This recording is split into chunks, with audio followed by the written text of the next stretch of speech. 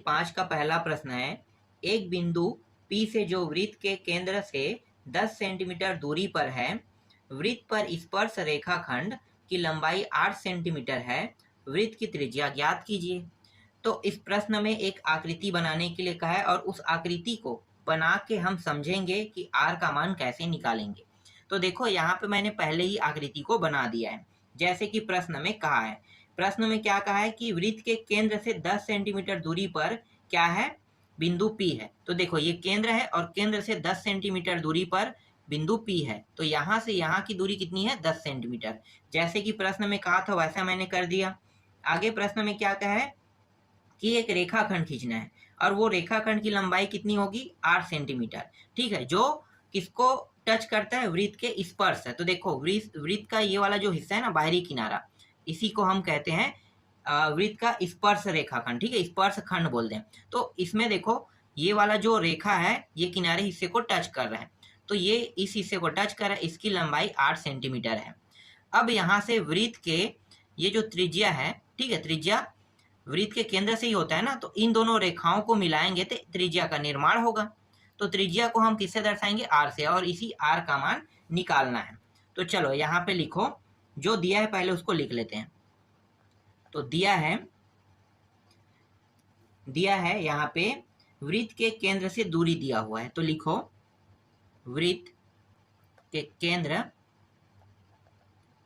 से दूरी कितना दिया हुआ है, दूरी बराबर 10 सेंटीमीटर। और यहाँ पे स्पर्श रेखाखंड भी दिया है। तो लिखो यहाँ पे वृत्त पर स्पर्श रेखा की लंबाई कितनी है, 8 सेंटीमीटर। ये 8 सेंटीमीटर इसकी लंबाई है। और त्रिज्या को निकालना है, तो मान लेते हैं, माना वृत्त की त्रिज्या बराबर r, और ये कितना रहेगा, 8 सेंटीमीटर। इसी का मान हमें निकालना है। तो यहाँ पे देखो आपको एक त्रिभुज दिखाई दे रहा है, त्रिभुज दिखाई दे रहा है ना इस चित्र में। तो इस त्रिभुज को लेकर हल करेंगे। तो त्रिभुज कौन सा त्रिभुज है, पी क्यू ओ, या OPQ लिखो। OPQ त्रिभुज में OPQ त्रिभुज को देखो, तो यहाँ पे जब भी दो भुजाओं का मान दिया रहता है तो एक भुजा का मान निकालना होता है। तो हम इसके लिए कौन सा नियम उपयोग करते हैं, पाइथागोरस प्रमेय। तो पाइथागोरस प्रमेय लगा देते हैं। पाइथागोरस प्रमेय का सूत्र क्या होता है, कर्ण का वर्ग बराबर लंब का वर्ग प्लस आधार का वर्ग, यही होता है, बिल्कुल यही होता है। तो इसी सूत्र का क्या करेंगे, उपयोग करेंगे। तो चलो निकालते हैं। तो यहाँ पे कर्ण कौन है, सबसे बड़ी भुजा को हम कर्ण लेते हैं। तो जो 10 का वर्ग है ये कर्ण रहेगा। छोटी भुजा क्या है, 8 है, लंबाई लिए हैं हमने इसको, तो लंबाई का मान 8 का वर्ग होगा और आधार को हमने r माना है। तो इस तरह से इसके स्थानों पे मानों को रख दिया। ये हो जाएगा 10 का वर्ग मतलब 100 और 8 8 64, और ये r का वर्ग, इसको इस पार ले आते हैं। तो 100 माइनस 64 बराबर r का वर्ग, घटा दो तो कितना प्राप्त होगा, 36, और ये r का वर्ग। जैसे ही मैं r से वर्ग हटाऊंगा तो अंडर रूट आ जाएगा 36 के ऊपर, r से वर्ग हट गया, और ये 6 का वर्ग होता है। तो यहाँ से मुझे प्राप्त हो गया 6। तो r का मान निकालना था और r क्या है, त्रिज्या। तो यही क्या है, इसका आंसर है। समझ में आ गया पहला प्रश्न। चलो देखो दूसरा प्रश्न क्या कहता है। दूसरा प्रश्न में दी गई आकृति में कोण POQ बराबर 100 अंश AP तथा AQ वृत्त का क्या है, स्पर्श रेखा है। कोण PAO का मान ज्ञात कीजिए। ज्ञात क्या करना है, PAO का मान निकालना है। तो यहाँ पे आपको लिखना होगा कि हमें ज्ञात है, या फिर आप लिख सकते हो ज्ञात है। दिया है कह के क्यों नहीं लिख रहे हैं, इसलिए नहीं लिख रहे हैं क्योंकि यहाँ पे स्पर्श रेखा में जो बिंदु O है ना, इसको बता रहे हैं, इसलिए यहाँ पे ज्ञात है कह के लिख रहे हैं। तो ज्ञात है, यहाँ पे देखो O क्या है, O केंद्र वाले वृत्त पर बाह्य बिंदु ए से AP तथा AQ दो स्पर्श क्या है, रेखा है। ठीक है, यहाँ पे आप देख सकते हो ये वृत्त है, इस वृत्त का केंद्र बिंदु क्या है, O है। O से यहाँ पे देखो एक बिंदु है A, तो यहाँ पे A और O एक रेखा हो गया, और ये जो रेखा है A, मतलब A और O रेखा है, इसके जो बिंदु पॉइंट क्या है, A है। इससे एक स्पर्श रेखा खींचा गया है, किधर, P की ओर, और दूसरा स्पर्श रेखा इधर खींचा गया है, Q की ओर। तो इसी पॉइंट को यहाँ पे इस तरह से बताया गया है। समझ में आ गया? चलो आगे, इसके बाद जो दिया है उसको लिख लेते हैं। तो किस कोण का मान दिया है भाई प्रश्न में, कोण POQ का मान दिया है, कितना दिया है, 100 अंश दिया हुआ है। तो 100 अंश लिख लेते हैं, और ज्ञात क्या करना है, तो यहाँ पे लिखो ज्ञात करना है कौन से कोण का मान ज्ञात करना है, कोण PAO का मान ज्ञात करना है। ठीक है, अब चलो स्टार्ट करते हैं। तो सबसे पहले क्या लिखेंगे, उपपत्ति लिखेंगे, क्योंकि यहीं से ही क्या होता है, प्रश्न का सॉल्यूशन शुरू होता है। तो अब हमने उपपत्ति लिख दिया है। अब उपपत्ति में क्या बताएंगे, यहाँ पे बताएंगे कि बाह्य बिंदु से किसी वृत्त के प्रति खींचे गए स्पर्श खंड क्या होते हैं, समान होते हैं। जैसे कि यहाँ पे मान लो ये A और Q है और A और P है, ये दोनों क्या है, स्पर्श खंड है ना। तो ये दोनों स्पर्श खंड क्या है, बाह्य बिंदु से खींचा गया है। बाह्य बिंदु कौन है भाई, A है। तो A से खींचा गया, ठीक है, स्पर्श रेखाखंड दोनों AP और AQ दोनों क्या होंगे, बराबर होंगे। तो यहाँ पे लिखो AP बराबर है किसके, AQ के। तो ये AQ बराबर है। समझ में आ गया, ये इसका नियम है। तो ये बराबर होता ही होता है। अब दोनों त्रिभुजों को ले लेते हैं। देखो यहाँ पे AO क्या है, AO एक रेखाखंड है, और ये रेखाखंड, ये इस चतुर्भुज को, ये चतुर्भुज है, देखो चार भुजा है, 1 2 3 4, ठीक है, चतुर्भुज है ना। तो इस चतुर्भुज को दो हिस्सों में बांट रहा है, तो दो हिस्सों में बांटा तो दो त्रिभुज का निर्माण हो रहा है। तो इन दोनों त्रिभुजों को लेकर अब हल करेंगे। तो दोनों त्रिभुजों में क्या हल करने वाले हैं, तो पहले दोनों त्रिभुजों को ले लेते हैं। APO को लो, तो त्रिभुज APO तथा दूसरा क्या है, AOQ है। त्रिभुज AOQ में क्या देखेंगे कि इनके जितने भी भुजा है ना वो बराबर है कि नहीं, बिल्कुल वही चेक करेंगे। तो देखो यहाँ पे OP क्या है, एक त्रिज्या है, और ये O और Q भी एक त्रिज्या है, तो मतलब बराबर तो होगा ही होगा, त्रिज्या है तो दोनों बराबर है। तो यहाँ पे लिखो OP जितना इसका भुजा की लंबाई जितना होगा उतना ही O से Q की भी भुजा की लंबाई होगा। ये दोनों बराबर हो गया। अब देखो दोनों के लिए कॉमन मान है AO, मतलब इस वाले त्रिभुज के लिए भी AO जो है लंब है, और इसके लिए भी क्या है, ये वाला जो त्रिभुज है इसके लिए भी AO लंब रहेगा। ठीक है, तो दोनों बराबर हो गए। तो यहाँ पे लिखो AO या OA दोनों के लिए क्या है, बराबर है, दोनों त्रिभुज के लिए। इस त्रिभुज के लिए भी यही लंब रहेगा, इस त्रिभुज के लिए भी यही सेम रहेगा, मतलब दोनों में बदलाव नहीं होगा। समझ में आ गया? आगे देखो, अब बचा है एक भुजा, ठीक है, जिसे मैंने पहले ही बराबर बता दिया है। देखो AP बराबर AQ, तो इसको अगर बताना चाहो तो आप बता सकते हो, लेकिन मैंने पहले ही बता दिया, तो दो भुजा तो यहाँ पे सिद्ध हो गया बराबर। तो तीसरी भुजा यहाँ पे मैंने पहले ही बता दिया, तो ये भी क्या हो गया, सिद्ध हो गया। अगर किसी दोनों त्रिभुज में सभी भुजा बराबर हो तो कोण क्या होंगे, बराबर होंगे ही होंगे। ये 100% सिद्ध होता है कि भुजा बराबर होने पर कोण बराबर होगा ही होगा। तो अभी मैंने भुजा को बराबर सिद्ध किया है, ठीक है। अब कोण को बराबर सिद्ध कर लेते हैं। तो कोण तो बराबर सिद्ध होगा, मैंने पहले ही डिसाइड कर दिया है कि ये कोण बराबर होगा, क्योंकि भुजा बराबर होगा तो कोण बराबर होगा, ये नियम कहता है। सर्वांग समता नियम का यही प्रमेय है कि भुजा बराबर होने पर कोण बराबर होगा ही होगा। तो यहाँ पे देख लेते हैं कोण APO, जिसको भी रखोगे ना आंख मूंद के रख दो कि वो बराबर है, क्योंकि नियम जो कह रहे हैं हम उसके हिसाब से चल रहे हैं। AQ और D इस तरह से, ठीक है। तो APO देखो, ये रहा APO, और किसको देख रहे हैं, AQ, और यहाँ पे सॉरी ये O है, AQO, ठीक है, यहाँ पे O लिख लो, AQO। ये जितने अंश का कोण बनाएगा उतने अंश का कोण ये भी बनाएगा। ठीक है, अब यहाँ पे देखो, ये वृत्त के आप लोगों को एक चीज पता होगा ना कि अगर अर्धवृत्त होता है और उसमें एक चतुर्भुज का निर्माण हुआ होगा तो कोई ना कोई एक ऐसा कोण रहेगा जिसका मान 90 अंश का रहता है ना। तो ये भी तो अर्धवृत्त के हिसाब से देखो, तो अगर यहाँ पे इसे दो हिस्सों में बांटते हैं तो ये भी तो अर्धवृत्त के अंदर बना हुआ चतुर्भुज है ना। तो यहाँ भी क्या होगा, एक कोण 90 अंश का होगा ही होगा। तो कौन सा कोण 90 अंश का हो रहा है, तो यही जो कोण है ना ये 90 अंश का होगा। अगर ये 90 अंश का है तो ये भी 90 अंश का होगा ही होगा। क्लियर हो गया।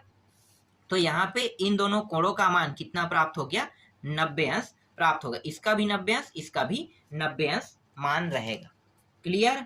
आगे देखो, अब क्या करने वाले हैं, अब देखो दोनों त्रिभुज में इस कोण को देखो, पी ए ओ को देखो और क्यू ए ओ को देखो, ये भी बराबर है। इसका मान x है, इसका मान x है, तो दोनों को लिख लेते हैं। तो यहाँ पे लिखो कोण पी ए ओ जितने अंश का कोण बना रहा है उतने अंश का कोण ये भी बना रहा है। कौन, क्यू ए ओ भी बना रहा है, x, दोनों का मान x है। ठीक है, दोनों का मान x है। अब चतुर्भुज में देखते हैं, चतुर्भुज में देखो तो पी ए क्यू, किसको देखना है, P A Q. P A Q जो ये जो कोण है इसको दो हिस्सों में ए और ओ जो रेखा है इसको दो हिस्सों में बांट रहा है। तो दो हिस्सों में बांटने पर ये x और x दोनों देखो दो हिस्सों में डिवाइड हो गया। तो क्या करने वाले हैं, इन दोनों कोणों को अगर मैं जोड़ दूं तो ये दोनों कोण ए ओ यहाँ पे क्या है, पी ए ओ के बराबर हो जाएगा। तो जोड़ दो, तो कोण पी ए क्यू के बराबर दो कोणों का योग होगा। कौन कौन से, पी ए ओ प्लस कोण क्यू ए ओ का होगा। इसका मान भी x, इसका मान भी x, और ये कोण पी ए क्यू का मान कितना प्राप्त हो जाएगा, इसका मान प्राप्त हो गया यहाँ पे 2x। कितना प्राप्त हो गया, 2x प्राप्त हो गया। अब चतुर्भुज के नियम लगा देते हैं, चतुर्भुज का नियम।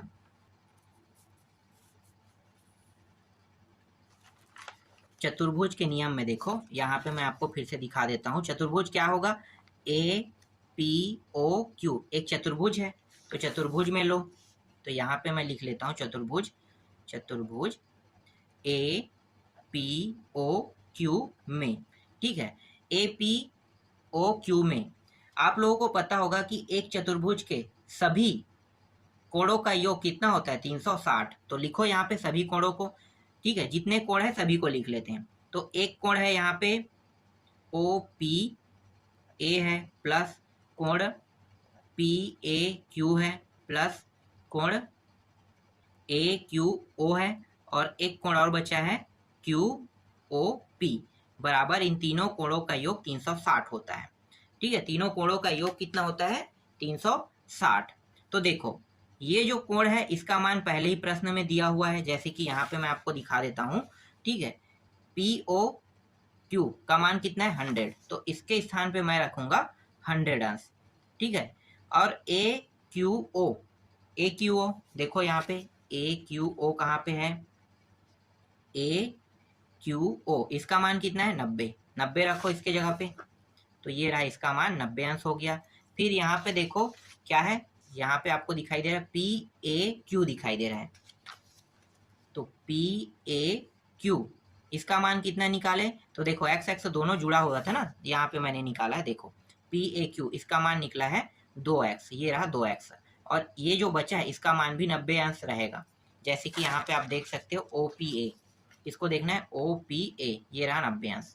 ठीक, तो सभी कोणों का मान आपको पता चल गया कितना होता है, तीनों चारों कोणों का मान 360 अंश होता है। जोड़ दो इसको, तो यहाँ पे 2x को आगे लिख लेते हैं, इन सभी को जोड़ेंगे तो ये 9 दूनी 18, और कितना हो गया 180, 180 में 100 को जोड़ोगे तो कितना हो जाएगा 200, ये हो जाएगा 80 हो जाएगा। ठीक है, 280 अंश बराबर 360। इसको इस पार ले जाते हैं तो 2x यहीं पे रहेगा, उसको उस पार ले जाएंगे तो क्या हो जाएगा, माइनस हो जाएगा इस तरह से। तो 2x बराबर इसमें घटाएंगे तो ये 0, यहाँ पे 8 प्राप्त हो गया और ये 0। ठीक है, 80 यहाँ पे प्राप्त हो गया। अब यहाँ पे देखो 2 जो है एक्स के साथ किस फॉर्म में, गुणा के फॉर्म में है, तो गुणा के फॉर्म में है तो कौन सा नियम लगेगा, तिर्यक गुणा, तो 80 के नीचे में आ जाएगा 2। तो यहाँ पे x का मान कितना प्राप्त हो गया 40, 2 से 80 को भाग दे दो तो प्राप्त कितना होगा 40। तो x का मान कितना प्राप्त हो गया 40, और ये जो x है ना, ठीक है, किस कोण का मान निकालने के लिए कहा है इस प्रश्न में, देखो ज्ञात करना है हमें PAO। देखो PAO कहाँ पे, PAO इस x का मान निकालना है, और x का मान कितना प्राप्त हो 40, तो PAO का मान कितना प्राप्त हो गया, तो यहाँ पे आप लिखो कोण PAO बराबर, ये x की जगह पे हमने इसको लिख दिया और इसका मान 40, और यही हमें क्या करना था, निकालना था, यही इसका आंसर है। समझ में आ गया। आगे बढ़ते हैं नेक्स्ट प्रश्न की ओर। तीसरा प्रश्न में सिद्ध कीजिए कि किसी वृत्त के किसी व्यास के सिरों पर खींची गई स्पर्श रेखाएं समांतर होती है। देखो यहाँ पे मैंने जैसा प्रश्न में कहा है वैसा मैंने एक चित्र का निर्माण कर दिया है। मैं आपको चित्र को बता देता हूँ, जैसे कि प्रश्न में कहा है उसी हिसाब से बनाए कि नहीं। देखो इसमें क्या क्या है कि किसी वृत्त, कोई वृत्त है, ठीक है, तो वृत्त के व्यास कहा है, तो वृत्त का व्यास देखो ये P और Q क्या है, व्यास है, और इस व्यास के सिरों पर खींचा गया समांतर रेखा, तो देखो इसको टच होते हुए ये एक रेखा और ये रेखा, ये दोनों रेखा एक दूसरे के क्या है, समांतर है, तो AB समांतर CD समांतर रेखा है, तो इसे मुझे सिद्ध करके बताना है। ठीक है, तो अभी मैं आपको ऐसे ही बता रहा हूँ, लेकिन जब तक कि मैं इसे सिद्ध नहीं करूंगा तब तक कि मैं ये नहीं कह सकता कि ये समांतर रेखा है। तो चलो पहले मैं आपको सिद्ध करके बताता हूँ। तो यहाँ पे आपको लिखना है, दिया है, ठीक है, दिया है, क्या दिया हुआ है भाई, वृत्त, वृत्त दिया हुआ है, और वृत्त जो है ये केंद्र बिंदु है, तो O को आपको क्या लिखना है, इस तरह से O लिखना है, और इस वृत्त में O से P या O से आप देखो क्यों, देखो तो क्या है, त्रिज्या है, तो यहाँ पे त्रिज्या को हम R से दर्शाते हैं, इस तरह से आपको लिखना है। वृत्त का केंद्र ये है, केंद्र बिंदु O, और त्रिज्या क्या है, R है, जिसका व्यास क्या है, PQ व्यास है, ठीक है, PQ व्यास है, और व्यास के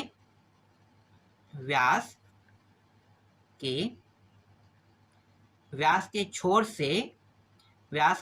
से P, और ये जो Q है ना, व्यास के किनारा हिस्सा है ना, छोर है, तो छोर से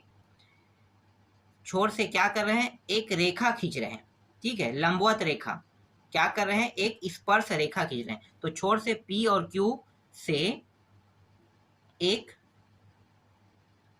स्पर्श रेखा क्रमशः कौन कौन सा, एक है AB व ये जो Q सिरा है उसके किनारे से कौन सा खींच रहे हैं, CD, ठीक है, CD खींचा। समझ में आ गया। ये एक प्रकार से रचना है, ठीक है, रचना है, लेकिन रचना के रूप में आपको मैं नहीं बता रहा हूँ, इसलिए नहीं बता रहा हूँ क्योंकि यहाँ पे मैंने जो जो प्रक्रिया किया है ना इस चित्र को बनाने के लिए, वही प्रक्रिया बस मैंने लिखा है, और रचना इसी को हम कहते हैं। ठीक है, चलो आगे देखो, अब सिद्ध करना है, लिख लेते हैं, जो चीज हमें सिद्ध करना है उसको देख लेते हैं। तो यहाँ पे लिखो सिद्ध करना है। सिद्ध क्या करना है कि ये जो AB है समांतर है कि नहीं CD के, ये सिद्ध करके बताना है। अब शुरू करते हैं, उत्पत्ति, यहाँ से अब हमारा हल शुरू होता है। ठीक है, हल को शुरू करते हो तो यहाँ पे देखो ये जो P और Q है, PQ क्या है, व्यास है, और इस व्यास का केंद्र बिंदु क्या है, केंद्र बिंदु मतलब व्यास का केंद्र बिंदु नहीं है, इस वृत्त का केंद्र बिंदु ना, तो इसमें केंद्र बिंदु है O, तो यहाँ पे लिखो PQ केंद्र O से गुजरता है, तो O से होकर जाता है। अब देखो यहाँ पे कोण कितने बन रहे हैं, क्योंकि कोण ही हर बार सिद्ध करता है कि वो समांतर है कि नहीं। तो चलो देखो अब कोण को, तो यहाँ पे देखो कोण APQ कितने अंश का कोण बना रहा है, यहाँ पे 90 अंश का कोण बना रहा है, चित्र से स्पष्ट पता चल रहा है, बिल्कुल। तो यहाँ पे लिखो APQ बराबर 90 अंश का कोण बना रहा है, मतलब ये जो PQ है, ठीक है, PQ पर लंब क्या है, AB, तो इसको आप इस तरह से बता सकते हो, इसलिए है क्योंकि PQ पर लंब क्या है ए बी, इसलिए ये 90 अंश प्राप्त हो रहा है। ठीक है, अब इस साइड के देख लेते हैं। तो इस साइड में देखो मैं जस्ट इसके अपोजिट उल्टा दिखने वाला ले लेता हूँ। यहाँ पे डी, यहाँ पे क्यू और पी को ले लेता हूँ। तो कोण डी क्यू और ये रहा पी, डी क्यू पी बराबर, इसको भी मैं 90 अंश कह रहा हूँ। क्यों है? क्योंकि ये इसलिए है क्योंकि यहाँ भी क्या है, ये पी क्यू इसमें लंब है, किसके लंब है सी और डी के। तो यहाँ पे सी और डी लिख लो इस तरह से, इसलिए ये भी 90 अंश प्राप्त हो रहा है। अब बाकी जो कोण है उसको वापस लेने की जरूरत नहीं है। अब देखो इसको भी अगर मैं लेना चाहूँ तो इसको भी लेकर बता सकता हूँ, इसको भी, ये भी 90 अंश, ये भी 90 अंश प्राप्त तो होगा। तो मुझे तो पता चल गया है कि अगर दो कोण 90 अंश प्राप्त हो रहे हैं, मतलब ये जो ये वाला कोण भी है 90 अंश मिलेगा और ये ऊपर वाला ये कोण भी 90 अंश का मिलेगा ही मिलेगा। और यहाँ पे नियम कौन सा लागू हुआ है? तो यहाँ पे नियम लागू हुआ है, चलो अभी बताता हूँ मैं थोड़ी देर बाद। ठीक है, पहले इसको समीकरण 1 ले लो और इसे समीकरण 2, इन दोनों की तुलना कर दो। तो यहाँ पे लिखो समीकरण 1 और 2 से, मतलब तुलना कर रहे हैं तो ये दोनों सेम सेम मान है, कट गया, बचा क्या? कोण ए पी क्यू और बचा है कोण डी क्यू पी, यही बस बचा है। और इसे हम कहते हैं एकांतर कोण नियम कहते हैं। क्या कहते हैं? एकांतर कोण नियम। आप लोगों को पता है कि नहीं एकांतर कोण नियम के बारे में? नहीं पता है तो मैं आपको बता देना चाहता हूँ कि जब मैं आप लोगों को कक्षा 9वीं का नवी जब मैं आप लोगों को पढ़ा रहा था, तब उस समय मैंने कक्षा बोल रहा था, अध्याय 9 और अध्याय 10 में मैंने बहुत सारे नियमों को बताया था। जो नियम जैसे अभी मैंने अभी लागू किया ना, वैसे वैसे बहुत सारे अच्छे नियम हैं। अगर वो सारे याद हो गए होंगे तो आप 10वीं के आगे के जितने भी प्रश्न है उसको आसानी से सॉल्व कर सकते हो। आप अपने हिसाब से उन नियमों का उपयोग कर सकते हो। ठीक है, अपने हिसाब से मैंने इस चीजों को आपको सिखाया था बहुत बारीकी से कि नियम कैसे लगाते हैं। ठीक है, तो यहाँ पे एकांतर कोण नियम लगा है और ये एकांतर कोण जो नियम लगा है ये साबित कर रहा है कि इसका मान भी 90, इसका मान भी 90। इसका मतलब क्या है कि ये जो ए बी है समांतर है किसके? सी डी के। और यही क्या करना था? सिद्ध करना था। तो सिद्ध हुआ। ये रहा भाई आपका आंसर।